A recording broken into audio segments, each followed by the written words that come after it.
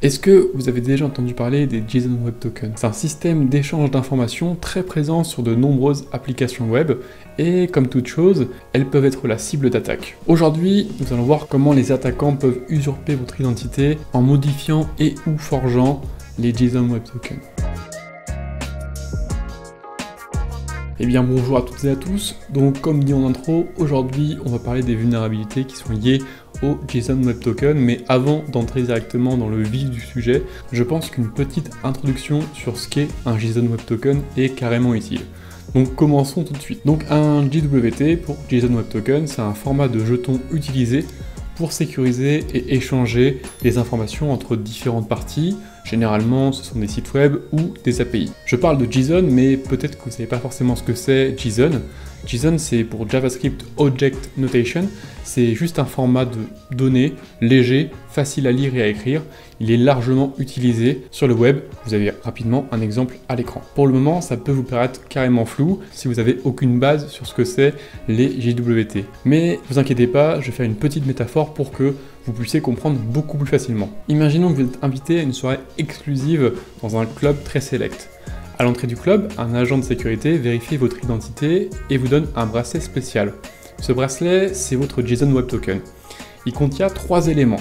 L'entête, premièrement, c'est comme une petite étiquette attachée au bracelet qui indique le type de soirée et le niveau de sécurité requis. Par exemple, on peut lire dessus soirée VIP et niveau de sécurité élevé.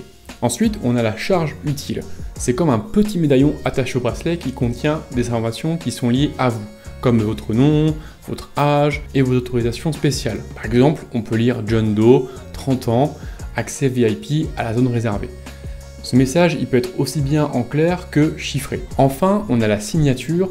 C'est comme une empreinte digitale spéciale que seul l'agent de sécurité connaît. Cette empreinte digitale, elle est utilisée pour vérifier si ton bracelet a été falsifié ou altéré. Bien, maintenant, lorsque vous entrez dans le club, les serveurs vous reconnaissent en regardant votre bracelet. Ils vérifient d'abord l'entête pour s'assurer que vous êtes bien invité à la soirée VIP. Ensuite, ils regardent la charge utile pour savoir qui vous êtes et quelle autorisation vous avez, comme l'accès par exemple à la zone réservée qui est marquée dedans.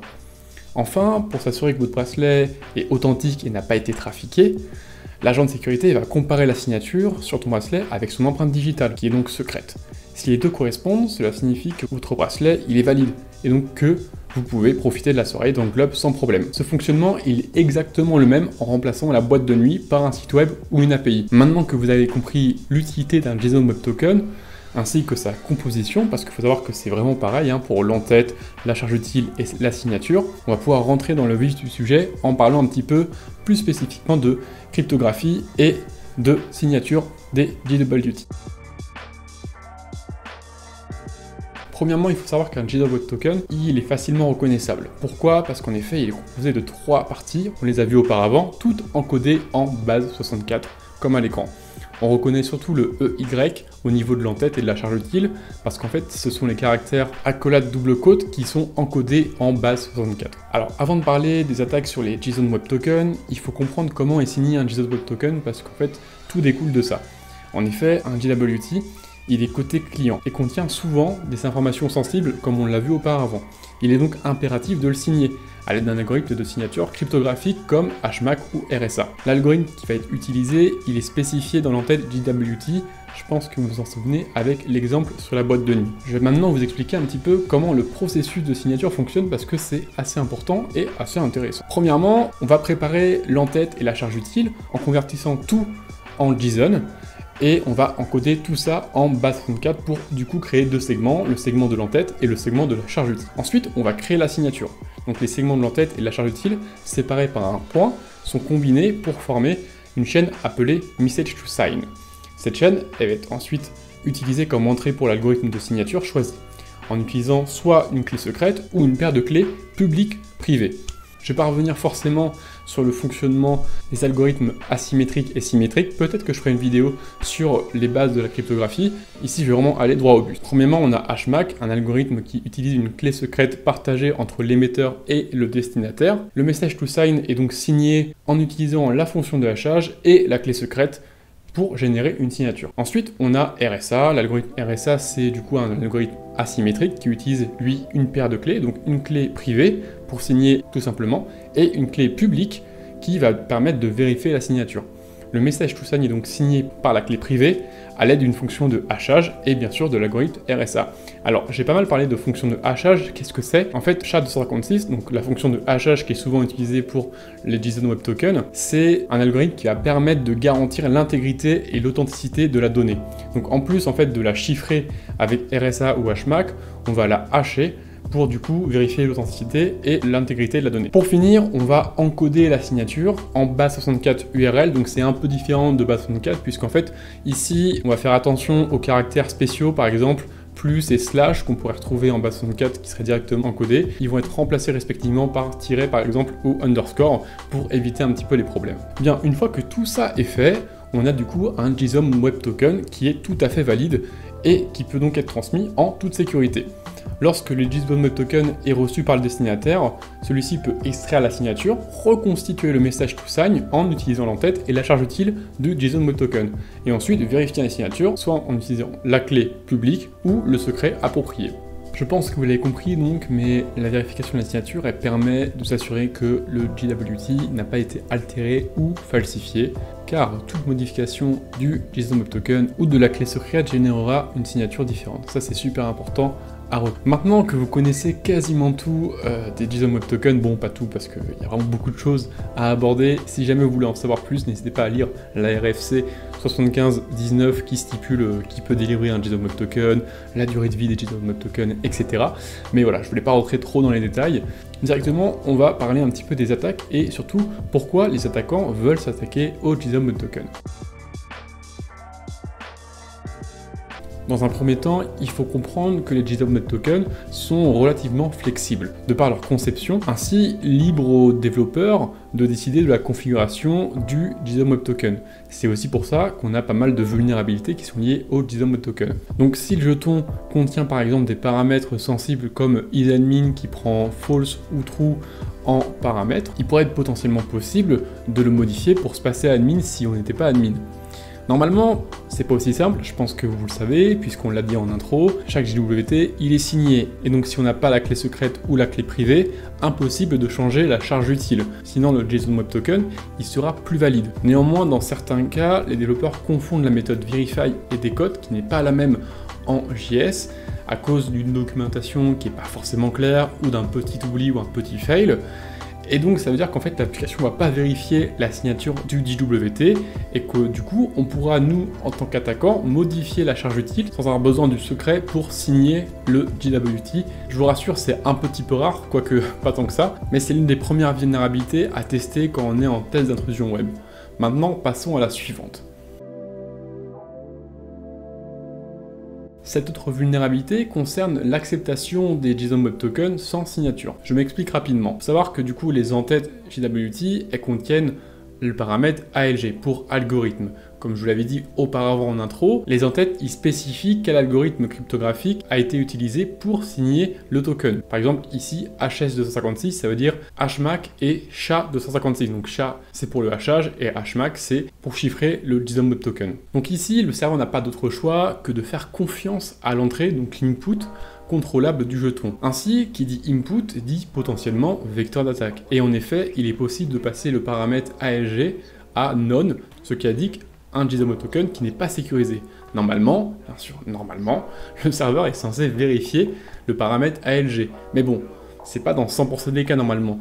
Et s'il n'y a aucun filtrage sur ce paramètre, il est possible de modifier du coup un JSON Web Token sans avoir le secret pour le signer, juste en passant du coup le paramètre ALG, donc algorithme, en none. Rien de plus simple. Je pense que l'exemple à l'écran est assez parlant et illustre exactement mes propos. Passons à la vulnérabilité suivante, le brute force de secret. Lors de l'utilisation de l'algorithme HMAC avec SHA-256 pour signer un JSON Web Token, une chaîne de caractères est utilisée comme clé secrète. Si on réfléchit un petit peu, comme un attaquant, une clé secrète, qu'est-ce que c'est? C'est un ensemble de caractères. On peut du coup potentiellement appliquer plusieurs concepts à ça. Potentiellement, il y a des clés secrètes par défaut pour certains frameworks qui utilisent des JSON Web Tokens.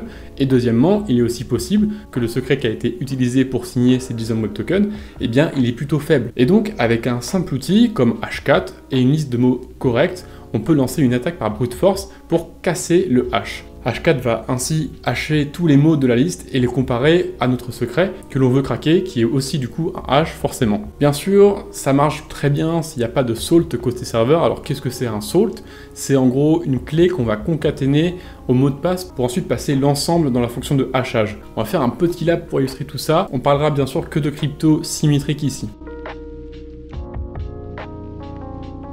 Ok, let's go. Du coup, ici, on doit forger une JWT. On sait que le secret est faible. Du coup, une fois qu'on aura forgé ça, on devra se connecter en tant qu'admin et supprimer l'utilisateur Carlos.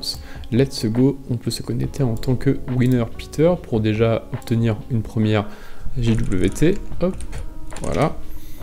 Qui est fait. Normalement, dans l'history, on va pouvoir récupérer notre JSON Web Token qui est juste ici. On le reconnaît avec le EY. Hop, du coup on va passer sur Hashcat pour craquer tout ça. Donc -A, 0, -M le mode pour passer en mode du coup JSON Web Token. On paste ça et on va faire un petit... On va utiliser la word list du coup de RockU assez basique. On est parti et du coup on a directement trouvé secret 1 qui est le secret utilisé.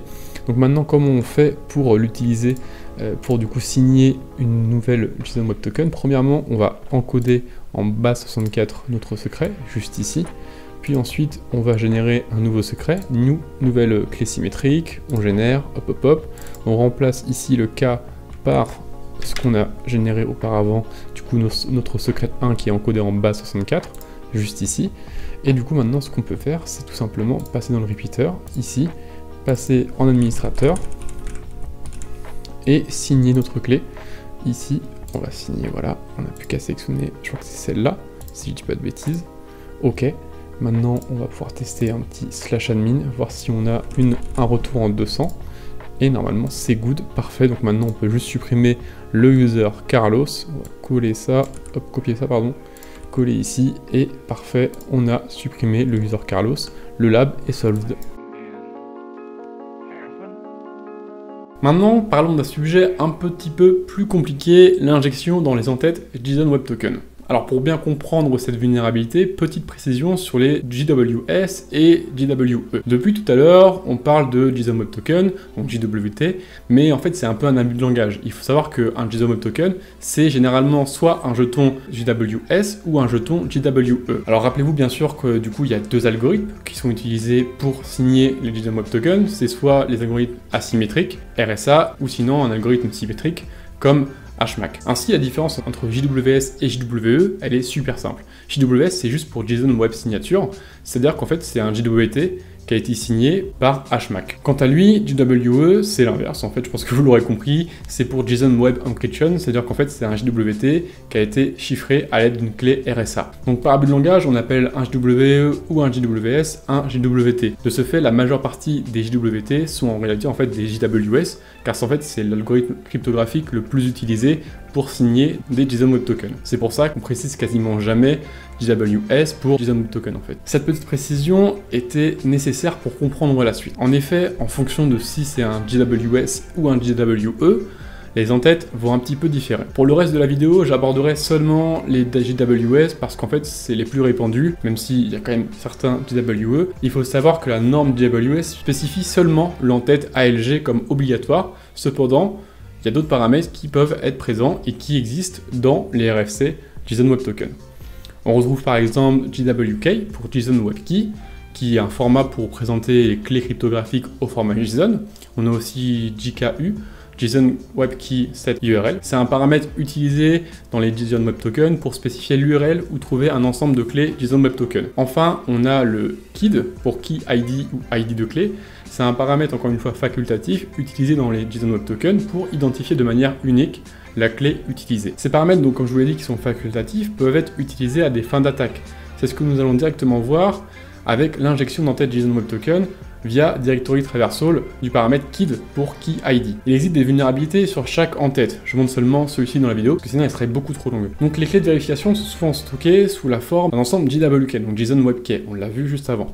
Dans ce cas, le serveur peut simplement rechercher la clé JWK ayant le même KeyID que le token.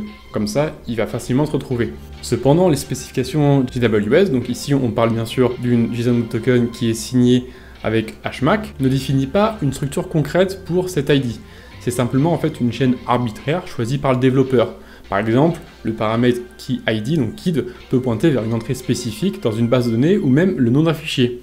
Si ce paramètre est donc vulnérable à la traversée de répertoire, donc Directory Traversal, un attaquant pourrait du coup potentiellement contraindre le serveur à utiliser n'importe quel fichier sur son système de fichiers comme clé de vérification. Et donc cela devient particulièrement dangereux si le serveur prend également en charge des JSON Web Tokens signés à l'aide d'un algorithme symétrique, comme on l'a vu auparavant.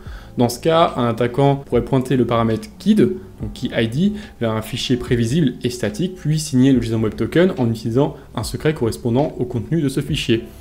Théoriquement, cela pourrait être fait avec n'importe quel fichier, mais l'une des méthodes les plus simples en fait, c'est d'utiliser /dev/nul, qui est présent sur la plupart des systèmes Linux. Comme il s'agit d'un fichier vide, en fait, sa lecture renvoie une chaîne vide. Par conséquent, signer le token avec une chaîne vide donnera une signature qui est valide. On va voir directement maintenant tout ça en lab pour mieux le comprendre. Ok, let's go, on se retrouve pour le lab. Du coup, je vais déjà un petit peu tout expliquer ce qu'on devait faire. Donc, on est parti tout de suite. On va directement se connecter, encore une fois, avec le bon winner, avec le password Peter, pour récupérer un premier JWT, pardon, qui est juste ici. Maintenant, ce qu'on va faire, c'est qu'on va générer une autre clé symétrique, hop, pour signer en fait notre prochain JWT. Ici, on va passer AA equal. Ici, on a une clé en format JWK, donc avec le KeyID, etc. Et on met le cas, donc normalement le secret encodé en base 64 à AA equal, parce qu'en fait, c'est la représentation encodée en base 64 d'un null byte. Vous allez comprendre pourquoi on fait ça par la suite. Une fois que ça c'est fait, on va se rendre dans le repeater, on va passer en /admin, et on va modifier notre petit JSON Web Token.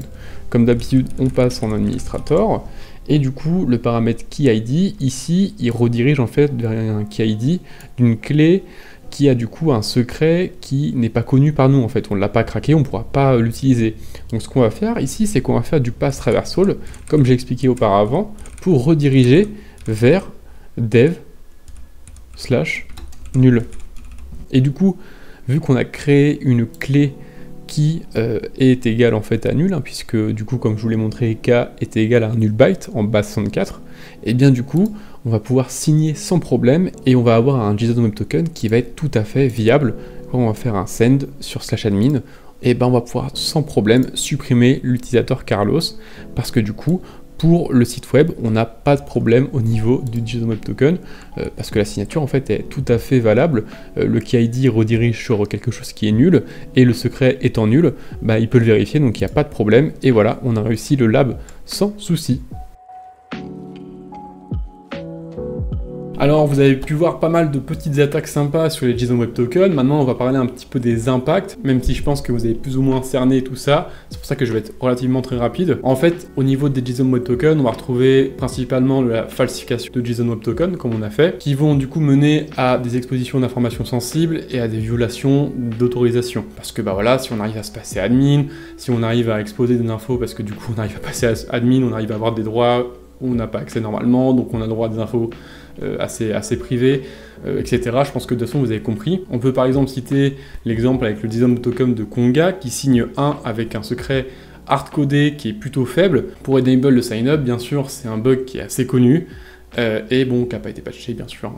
Conga, dont on parlera peut-être dans une prochaine vidéo pour un nouveau concept de vidéo avec la Luca, puisqu'il y a trop des petites vulnérabilités super intéressantes, donc peut-être que je vous ferai et c'est même quasiment sûr, une vidéo où on fait une petite collab, et du coup on essaye ensemble de vulgariser ce qu'il a trouvé et comment il a fait pour trouver tout ça. Je pense que ça peut être clairement intéressant, dites-moi en commentaire ce que vous en pensez. Encore une fois, pas de panique, puisqu'il existe bien sûr des remédiations à mettre en place. Premièrement, utilisez une bibliothèque éprouvée à jour pour gérer les JSON Web Tokens, et assurez-vous que vos développeurs comprennent parfaitement le fonctionnement des JSON Web Tokens, parce que des fois elles sont utilisées sans forcément comprendre, parce que c'est pratique, on va pas se mentir, mais bien sûr ça implique des connaissances en matière de sécurité.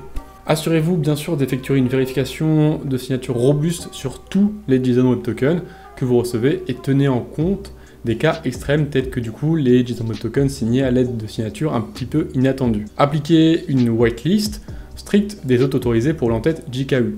Bon, j'en ai pas parlé dans la vidéo, mais si jamais vous voulez en savoir plus, n'hésitez pas à faire vos petites recherches. Assurez-vous de ne pas être vulnérable au pass traversal, donc à la traversée de chemin ou à l'injection SQL via le paramètre KeyID, donc KID, parce que j'ai montré qu'on pouvait faire des directory traversal, mais on peut aussi faire de l'injection SQL via le paramètre KID. On peut aussi faire d'autres choses via d'autres paramètres, c'est assez intéressant. Bien sûr, ajoutez un temps de vie et une expiration automatique sur les JSON Web Tokens. Ajoutez une rotation des secrets, toujours avoir le même secret, c'est clairement pas ouf. Utilisez vraiment un chiffrement vraiment solide dès le début, ça va clairement embêter un attaquant. Si par exemple je vous l'ai montré, il peut essayer de brute force en fait, si jamais on utilise des salt et un secret super galère avec HMAC, bah, il pourra absolument pas craquer le bazar, donc vraiment mettez ça en place.